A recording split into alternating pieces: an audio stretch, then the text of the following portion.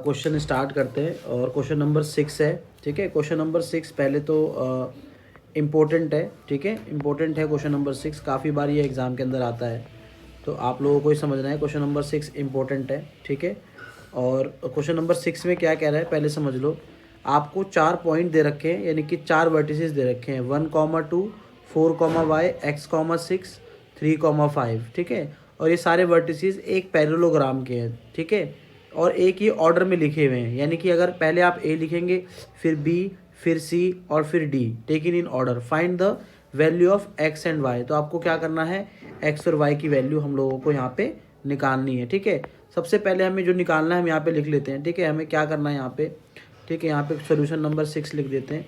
ठीक है, क्या निकालना है हमें यहाँ पे हमें एक्स की वैल्यू निकालनी है बच्चों, और यहाँ पे हमें वाई की वैल्यू निकालनी है। ठीक है, वाई की वैल्यू निकालनी है और वाई की वैल्यू निकालनी है। ठीक है, हम कैसे निकालेंगे एक्स वाई की वैल्यू, देखो सबसे पहले क्या करेंगे, सबसे पहले हम लोग एक पैरेललोग्राम बना लेंगे। ठीक है, हमने यहाँ पे क्या करा, एक पैरेललोग्राम बना देते हैं हम लोग। ठीक है, ये हमने पैरेललोग्राम बना लिया।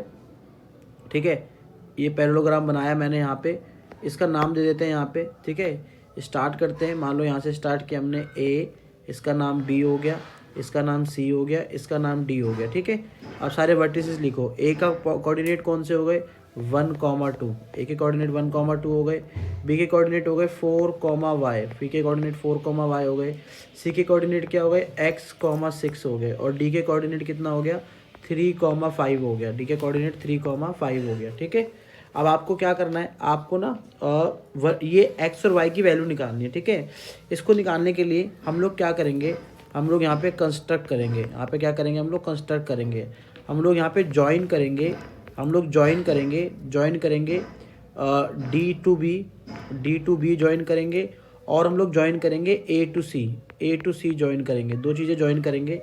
ठीक है, आइए हम लोग ज्वाइन कर लेते हैं। ठीक है, तो मैंने क्या करा, डी टू बी एक ज्वाइन कर ली लाइन। ठीक है, और एक मैंने ज्वाइन कर लिया ए से किसको, सी को ज्वाइन कर लिया। ठीक है, इस तरीके से मैंने यहाँ पे ज्वाइन कर लिया लाइन। उसके बाद क्या करेंगे, सबसे पहले हम लोग क्या करेंगे, यहाँ पर एक सेंटर है मेरे पास, यहाँ सेंटर है, इसका नाम मान लो मैंने एम दे दिया, एम नाम दे दिया इसका सेंटर का। ठीक है, सेंटर का नाम एम दे दो, चलो एन नाम दो, एन नाम दे दिया मैंने सेंटर का। ठीक है, जब यहाँ पे सेंटर का एन नाम दिया, उसके बाद क्या करेंगे हम लोग यहाँ पे, इसके बाद क्या करेंगे हम लोग यहाँ पे, सबसे पहले हम लोग क्या करेंगे, जो हमारे पास एक लाइन है, लाइन हमारे पास क्या है, मैं यहाँ पे लाइन बना देता हूँ। ये लाइन हमारे पास ए है, सी है, और इसके बीच का सेंटर क्या दे रखा है फिगर में, एन है ना। ठीक है, तो हमारे पास ये 1 है, ये ,2 है, ये हमारे पास x है, और ये ,6 है। तो सबसे पहले क्या करेंगे, ये मिड वैल्यू है ना, तो क्या करेंगे हम लोग, मिड पॉइंट फार्मूला लगाएंगे। ठीक है ना, तो यहाँ लिखेंगे यूजिंग मिड पॉइंट फार्मूला। ठीक है, यहाँ लिखेंगे using mid point formula use करेंगे बच्चों यहाँ पे। और जैसे ही मिड पॉइंट फार्मूला यूज़ करेंगे तो क्या होता है मिड पॉइंट फार्मूला, x1। ठीक है, अगर इसको मान लो x1 प्लस x2 अपॉन में 2 होता है, और कॉमा क्या होता है, y1 प्लस y2 अपॉन में 2 होता है। ठीक है, तो इससे क्या होंगे, कोऑर्डिनेट ऑफ n निकल जाएंगे, आपके जो भी कोऑर्डिनेट है n के, जो मिड पॉइंट है उसके कोऑर्डिनेट निकल जाएंगे। तो आप करेंगे, ये देखो, ये वाला आपका मान लो आपका ये हो गया आपका x1 है ना, ये वाला आपका हो गया y1, ये वाला आपका हो गया x2 है ना, और ये वाला आपका हो गया y2, इस तरीके से। ठीक है, तो क्या हो जाएगा आपका 1 प्लस एक्स अपॉन में 2, कॉमा इस तरीके से दूसरा करेंगे तो क्या आ जाएगा, 2 प्लस 6 अपॉन में 2। ठीक है, इस तरीके से ये आ जाएगा आपका। ठीक है, तो ये आपने कोऑर्डिनेट निकाल दिए, कोऑर्डिनेट ऑफ एन, आप फुल फॉर्म में लिख देना, मैं शॉर्ट फॉर्म में लिख रहा हूँ। ठीक है, उसके बाद क्या करेंगे, उसके बाद हम लोग दूसरी लाइन लेंगे, जो कि लाइन है डी बी, यानी कि दूसरा डायगोनल लेंगे। ठीक है ना, पैरेललोग्राम का जो दूसरा डायगोनल है डी बी, उसको लेंगे। ठीक है, तो पहले फिगर बना लेते हैं। कुछ डी बी कुछ इस तरीके से है, यहाँ पे डी लिखा है ना, यहाँ पे बी लिखा है, उसकी कोऑर्डिनेट लिख लेते हैं। कोऑर्डिनेट क्या क्या है बच्चों उसके, 3,5। ठीक है, और उसके कोऑर्डिनेट कौन से हैं, 4,y, और कोऑर्डिनेट है 4,y, और इसका भी सेंटर क्या है, सेम है, क्या है सेंटर इसका, n है। ठीक है, तो इसका कोऑर्डिनेट निकालेंगे। ठीक है, तो यहाँ पे भी यूजिंग क्या करेंगे हम लोग, यूजिंग मिड पॉइंट फार्मूला करेंगे, मिड पॉइंट फार्मूला यूज़ करेंगे। ठीक है, मिड पॉइंट फार्मूला यूज़ कर लेंगे यहाँ पे। तो मिड पॉइंट फार्मूला यूज़ जैसे ही करेंगे तो क्या आएगा x1 प्लस x2 अपॉन में 2, है ना, और कॉमा क्या आ जाएगा y1 प्लस y2 अपॉन में 2, ठीक है। और इसको इस तरीके से करेंगे और यहाँ पे कोऑर्डिनेट ऑफ n निकल जाएंगे, ये भी है ना, कोऑर्डिनेट ऑफ n।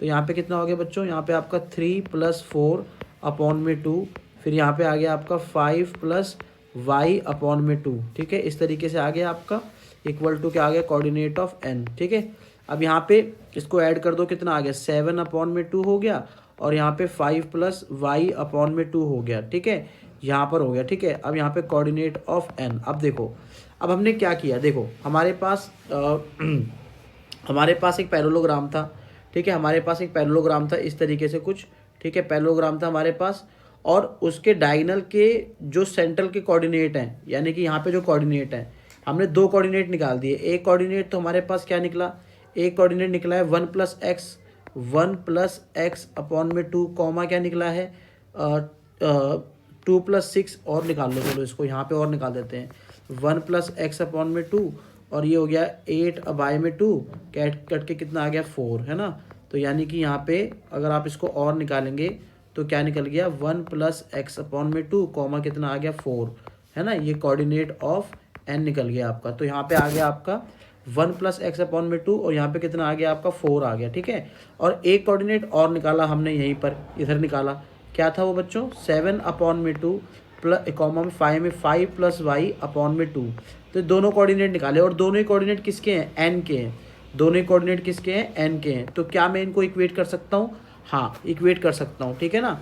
तो कोऑर्डिनेट को दोनों को इक्वेट कर देंगे हम, दोनों को इनको क्या करेंगे, इक्वेट कर देंगे, है ना। सो ऑन इक्वेटिंग,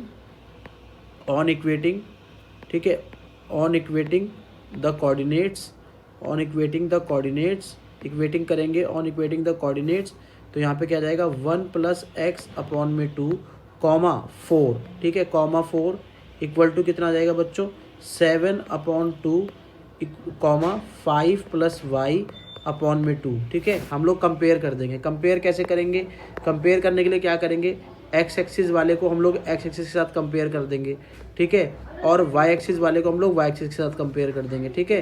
तो जैसे ही कंपेयर करेंगे तो क्या आएगा हमारे पास, जैसे हम लोग कंपेयर करने जाएंगे वहाँ पर आएगा 1 प्लस क्या आ जाएगा यहाँ पे एक्स अपॉन में 2 इक्वल टू 7/2।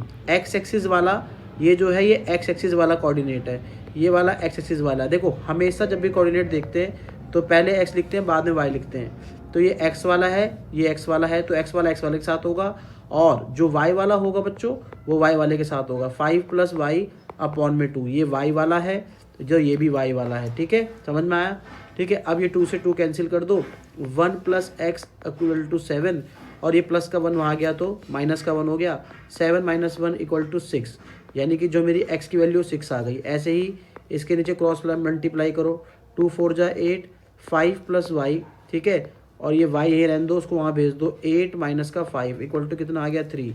तो यहाँ पर हमारे जो आंसर है वो क्या आ गया बच्चों, हमारा आंसर आ गया यहाँ पे x की वैल्यू आपकी 6 आ गई, और जो y की वैल्यू है वो 3 आ गई, ठीक है। तो ये आंसर हो गया, बहुत ही इंपॉर्टेंट क्वेश्चन है, ठीक है। यहाँ पर बस ये जो पैटर्न था ना, हमने क्या किया, हमने सिंपल चीज़ क्या करा है इसके अंदर कि हमें एक पैरेललोग्राम दिया गया था, ठीक है, पैरेललोग्राम दिया गया था, पैरेललोग्राम के कॉर्नर के वर्टिसेस दे रखे थे, ठीक है। हमने क्या करा, हमें वेरिएबल निकालना था, ठीक है, एक्स और वाई की वैल्यू। हमने क्या करा, पहले ज्वाइन किया फिगर को दोनों तरफ, ठीक है, उसके बाद इन दोनों के कोऑर्डिनेट निकाले।